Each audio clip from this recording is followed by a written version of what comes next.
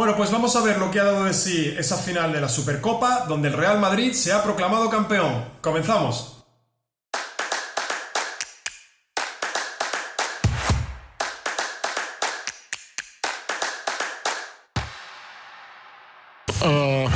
Yo creo que los dos partidos que hemos jugado aquí, al final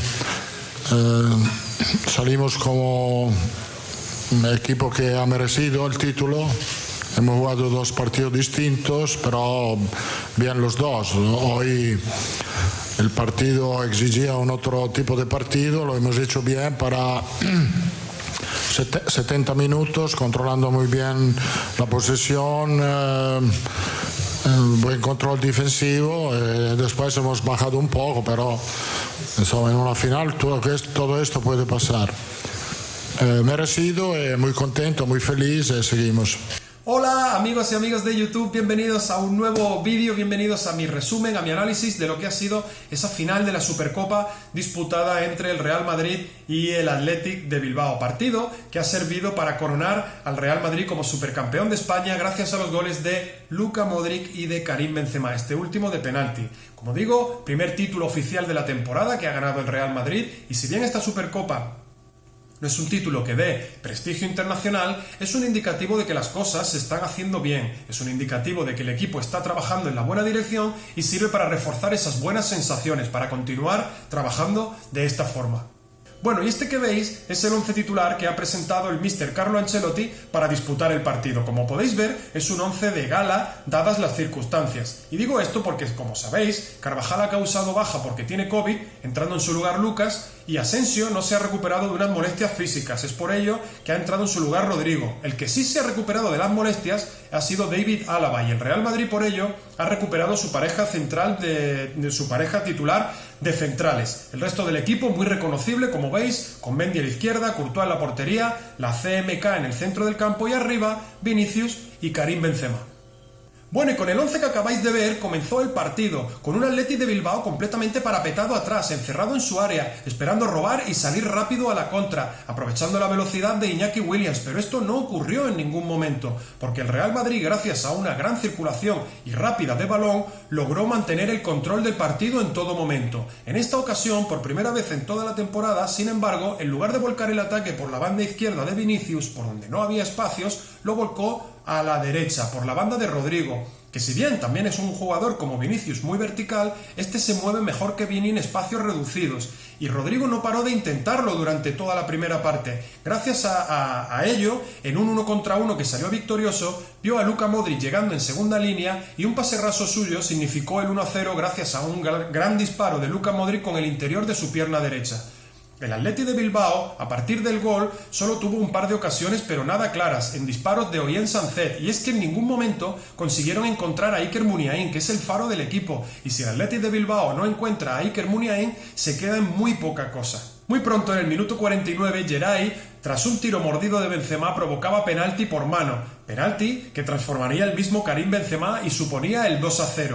Para entonces, Marcelino introdujo varios cambios, como en la entrada de Yuri Berchiche, la entrada de Raúl García y también la de Nico Williams, porque estaba viendo que el partido se le iba y no encontraba las vías de hacerle daño al Real Madrid. Y es que Thibaut Courtois era un mero espectador hasta el momento, no había creado peligro apenas. El Athletic de Bilbao se le estaba yendo a la final. Entonces Carlo Ancelotti, en una gran lectura de lo que estaba ocurriendo, dio entrada a Fede Valverde por Rodrigo. El Madrid pasó a formar en 4-4-2 en lugar del 4-3-3 habitual, y así tener más gente en el centro del campo para intentar robar y salir a la contra, aprovechando la velocidad de Vinicius Junior y de Karim Benzema.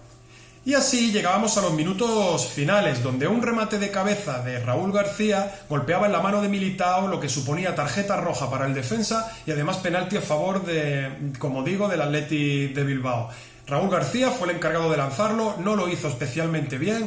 Thibaut Courtois sacó el balón con un pie absolutamente magistral. Lleva desde hace 2 temporadas, es sin duda el mejor portero del mundo, y gracias a esa parada, como digo, no hubo mayores sobresaltos en el final del partido. Bueno, y como sabéis, me gusta terminar los análisis de los partidos remarcando los aspectos más positivos y negativos que me deja el encuentro, lo que más y lo que menos me ha gustado. Y si bien ha habido algunas cosas que no me han gustado, no podemos podemos decir que ningún jugador del Real Madrid haya hecho un partido malo. Por eso, esta sección me la voy a saltar. Y es que, por ejemplo, ha habido jugadores que han tenido un partido un poco más flojo, como Vinicius o Lucas, pero tampoco podemos decir que su partido haya sido malo. Sin embargo, me ha gustado la voluntad y el compromiso defensivo de ambos.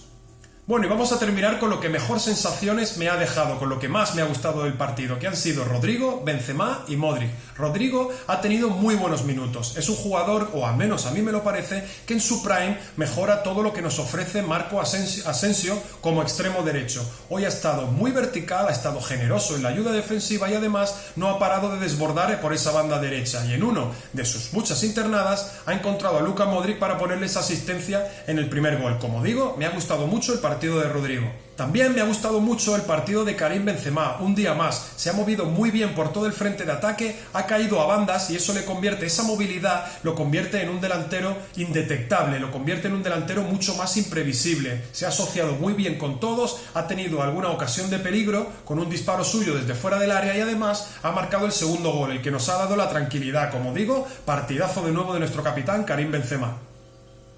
Y el MVP del partido y del torneo para mí ha sido el gran Luka Modric. Otro partido, otra exhibición absoluta de Luka Modric, otra masterclass desde el centro del campo. Se ha asociado con todos, ha marcado el ritmo del partido, se ha jugado a lo que él ha querido. Además, ha tenido tiempo de asomarse por el ataque y de marcar el primer gol del partido. Como digo, otro partido excelente de Luka Modric. Se me acaban los calificativos. Sin lugar a dudas, el MVP del partido y del torneo. Luka Modric, jugadorazo absoluto.